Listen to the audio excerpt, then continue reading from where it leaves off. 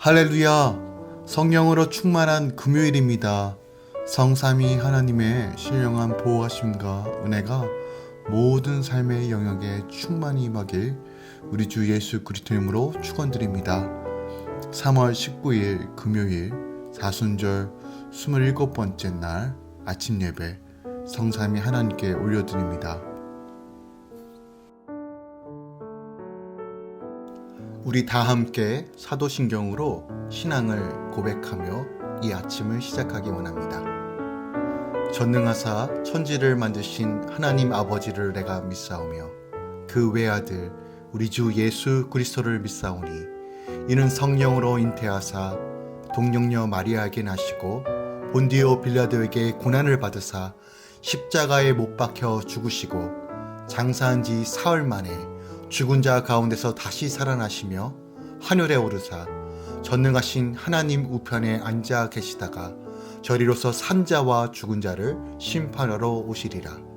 성령을 믿사오며 거룩한 공예와 성도가 서로 교통하는 것과 죄를 사하여 주신 것과 몸이 다시 사는 것과 영원히 사는 것을 믿사옵나이다. 아멘. 오늘 하나님의 말씀은 요한복음 11장 17절부터 27절까지입니다. 요한복음 11장 17절부터 27절까지입니다. 하나님 말씀을 받습니다. 예수께서 와서 보시니 나사로가 무덤에 있는지 이미 나으리라. 베다니는 예루살렘에서 가깝기야 한 오리쯤 되매 많은 유대인이 마르다와 마리아에게 그 오라비의 일로 미문하러 왔더니 마르다는 예수께서 오신다는 말을 듣고 곧 나가 맞이하되 마리아는 집에 앉았더라. 마르다가 예수께 여짜오되 주께서 여기 계셨더라면 내 오라버니가 죽지 아니하였겠나이다. 그러나 나는 이제라도 주께서 무엇이든지 하나님께 구하시는 것을 하나님이 주실 줄을 아나이다.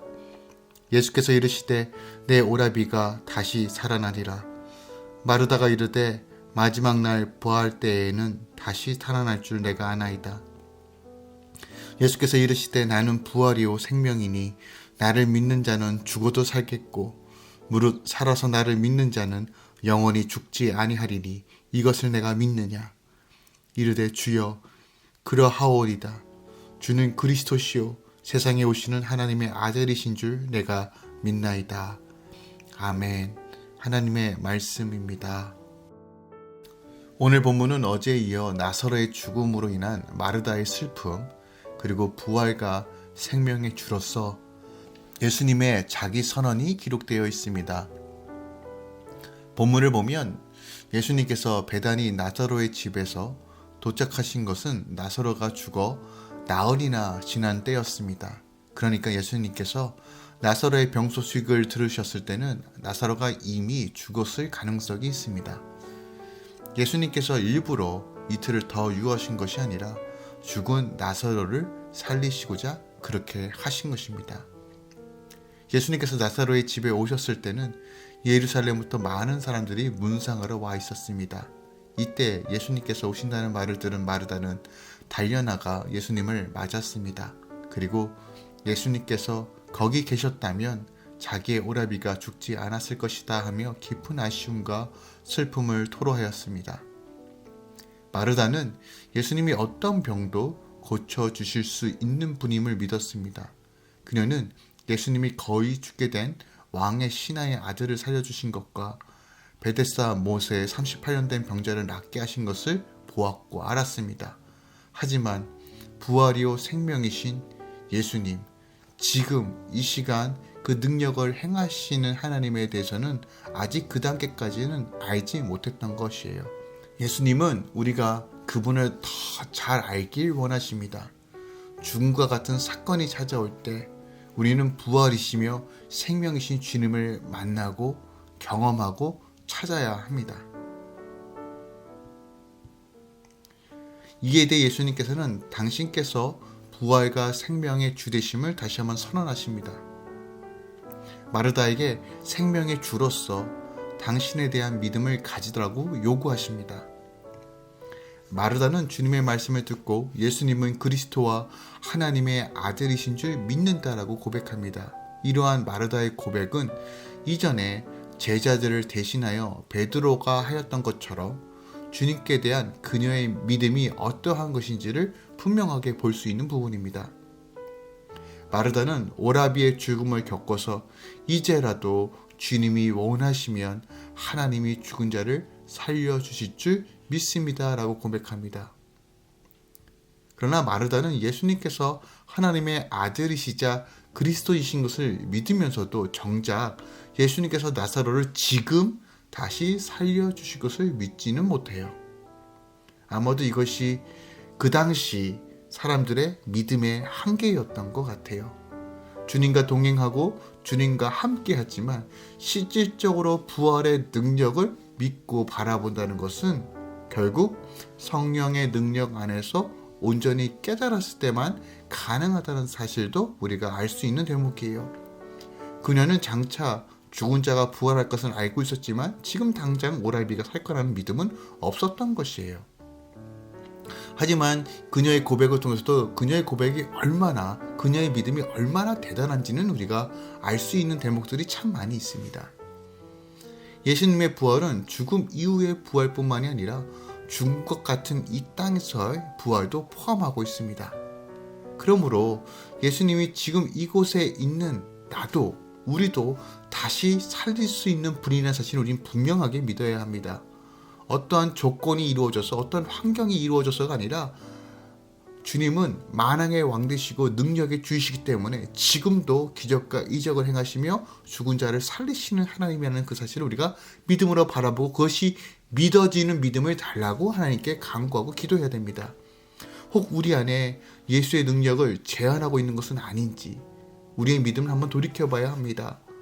죽음과 같은 사건에서 부활이요 생명이신 주님을 만나야 합니다. 주님은 오늘 본문을 통해 자기 자신이 부활이요 생명이시며 주님을 믿는 자는 죽어도 산다는 사실을 다시 한번 선언하십니다. 우리 육신은 죽을지라도 우리의 영혼은 하나님의 인치심을 받아 마지막 날 신령한 몸으로 부활해 구원하심이 보좌에 앉으신 우리 하나님과 어린 양에게 있도다라고 외칠 것입니다. 계시록 7장 10절 말씀이죠. 이 땅에 살면서 사망의 줄이 나를 얽매이고 나를 붙잡고 있다 할지라도 하나님의 능하신 손으로 우리를 지키시며 우리를 높여주시고 우리를 지키십니다. 죽음의 사건에서도 예수님 때문에 죽지 않고 놀라운 생명력으로 살아나게 하신다는 거예요. 이것이 무릇 살아서 주를 믿는 자는 영원히 죽지 않는다는 의미입니다. 예수님의 위대한 선포 앞에 우리는 마르다처럼 고백해야 합니다. 주는 그리스도시요 세상에 오시는 하나님의 아들이신 줄, 주님이 부활이요 생명인 것을 내가 믿습니다. 오늘 본문을 통해서 우리가 붙잡고 나아갈 말씀이 무엇이 있을까요? 17절에서 18절 말씀을 보면요, 주님께서 마침내 나사로가 죽은 베다니에 오신 것을 설명하고 있는 내용이에요. 그런데 요한은 주님이 오신 베다니가 온통 사단의 죽음, 권세 안에 있는 곳이었다는 것을 우리에게 암시하고 보여주고 있어요. 먼저 삶의 희망을 전혀 가질 수 없는 사람이 있죠. 그 사람은 바로 죽은 지 나흘이나 된 나사로입니다. 이미 무덤에 있는 지 나흘이나 지났어요. 나흘이 지났다는 것은 이제 시체가 부패하기 시작했다는 것을 의미하며 생명에 대한 희망이 전혀 없는 상태라는 것이에요. 그 다음으로 사단의 제약 권세에 붙잡혀 그 영혼이 죽은 자들이 있는 곳임을 알려줍니다. 사도 요한은 베다니가 예루살렘에 가깝다라고 강조합니다. 베다니는 예루살렘에서 약 3km 떨어진 곳이에요. 안식이라도 갈 수 있는 매우 짧은 거리입니다. 그러므로 요한은 우리에게 베다니 곁 예루살렘에 있는 자들을 상기시켜주고 있어요. 그러니까 이 예루살렘에는 누가 거하고 있습니까? 종교 지도자들이죠. 근데 요한복음 8장에 보면 종교 지도자들을 사단의 종, 거짓된 종이라고 표현하고 있어요. 그러니까 하나님에 대한 영혼이 죽어버린 자들입니다. 인본주의 종교와 인간의 탐욕 안에서 행하는 그들은 살았다 하나 죽은 자들입니다. 하나님의 생명과 단절된 죽은 영혼을 지닌 자들이에요. 주님은 이렇게 종교는 있으나 하나님의 생명과 무관한 죽음의 세계에 지금 일부러 오셨다는 사실을 요한은 17절하고 18절의 이 말씀을 통해서 설명하시는 거예요. 아무리 애타게 같이 슬퍼해주고 위로해줘도 죽은 자를 실질적으로 살려내지 못하는 무능한 존재일 뿐이라는 사실을 분명하게 요한은 설명하고 있어요. 그리고 그들 자체도 죽음에 점점 가까워가는 운명을 맞이할 수밖에 없는 불쌍한 영혼들만 지금 이 베다니 안에 있다라는 사실을 보여주고 있는 것이에요. 이런 절망밖에 없는 이 땅에 실질적인 산소망과 생명을 주시러 오신 분이 바로 예수님이라는 사실을 오늘 17절에서 18절의 이 두 구절을 통해서 제시하고 있는 거예요. 죄와 저주와 죽음의 사슬을 끊어버리고 영원한 생명을 주시러 오신 분이 바로 예수님이라는 거예요. 그래서 예수를 믿는다는 것은요, 절대적인 소망을 붙잡고 영원한 생명을 취하며 승리의 삶으로 나아가는 것을 의미하는 것이에요. 죽음의 세계에 생명을 주시고자 오신 유일한 구원자, 죄와 사단의 건세를 박살내시고 우리에게 참된 자유를 주시러 오신 예수님. 지금 나사로의 죽음으로 인하여 지금 조문을 왔던 이 사람들의 분위기를 한번 생각해 봅시다. 소망이 없어요. 절망뿐입니다. 그냥 이 슬픔을 받아들여야 되고 그냥 이것이 당연한 것이라고 여겨야 되는 이 분위기 속에서 예수님께서 찾아오셔서 선포하시는 거예요. 주님만이 구원자요 생명을 주시는 주라는 사실을 믿는다면 우리는 그 어떤 순간에서도 다시 일어날 힘이 생긴다는 거예요. 그 어떤 장애물도, 그 어떤 병마도, 죽음조차도 우리를 넘어뜨릴 수 없는 절대적 소망을 가진다는 것을 의미하는 거죠. 오늘 주님께서 우리에게 말씀하십니다. 나는 부활이요 생명이니 나를 믿는 자는 죽어도 살겠고 무릇 살아서 나를 믿는 자는 영원히 죽지 아니하리라. 이것을 내가 믿느냐? 오늘 이 아침에 우리가 함께 주님께 고백합시다. 주님, 내가 믿습니다. 더 굳건히 믿기를 원합니다. 라고 믿음으로 고백하며 성령님께 확고한 믿음을 달라고, 흔들리지 않는 부활의 믿음을 부어달라고 함께 기도하며 이 아침을 시작하기 원합니다. 오늘도 우리 주님 바라보며 그 부활의 참된 소망을 의지하며 기대하며 이 하루를 시작하길 우리 주 예수 그리스도 이름으로 축원드립니다. 기도하겠습니다. 주님, 오늘 요한복음 11장 말씀을 봤습니다. 죽은 지 사흘이나 되고 부패하기 시작했던, 소망이 없고 절망뿐인 이 상황 속에서 드디어 주님께서 등장하셨습니다. 그리고 말씀하십니다.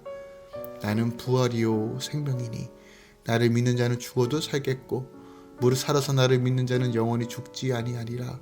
이것을 내가 믿느냐? 주님, 정말 이 세상은 무덤과 같은 수많은 일들을 만나지만 부활의 영광이신 주님을 바라보며 그 산소망 되시고 생명 되신 우리 예수님을 바라보며 오늘도 나아가겠습니다. 두렵고 떨림이 아닌, 걱정과 근심이 아닌 우리 안에 생명을 주시는 우리 주 예수 그리스도를 더 깊이, 더 가까이 다가가 바라봅니다. 주님, 오늘 이 아침에 하나님의 소망으로 채워주시고 하나님의 기쁨과 안식으로 채워주시고 다시 한번 믿음으로 걸어갈 수 있는 은혜를 허락하여 주시옵소서. 주님, 이 아침에 주님의 몸된 가정을 위해 기도합니다. 주상준 주선희 선교사님을 위해 기도합니다. 이 두 분 선교사님 하나님의 지혜와 은혜로 채워주시고 속히 하나님께서 예배해 주신 선교지로 다시 보내주시옵소서. 특별하게 북한에서 선교하고 계시는데 이 죽어 소망이 없어 보이는 이 북한 땅에 이 선교사님들을 통해서 다시 한번 그 땅에 예수의 복음이 선포되어지고 죽은 영혼들이 하나님을 만날 수 있는 통로로 주님 사용하여 주시옵소서.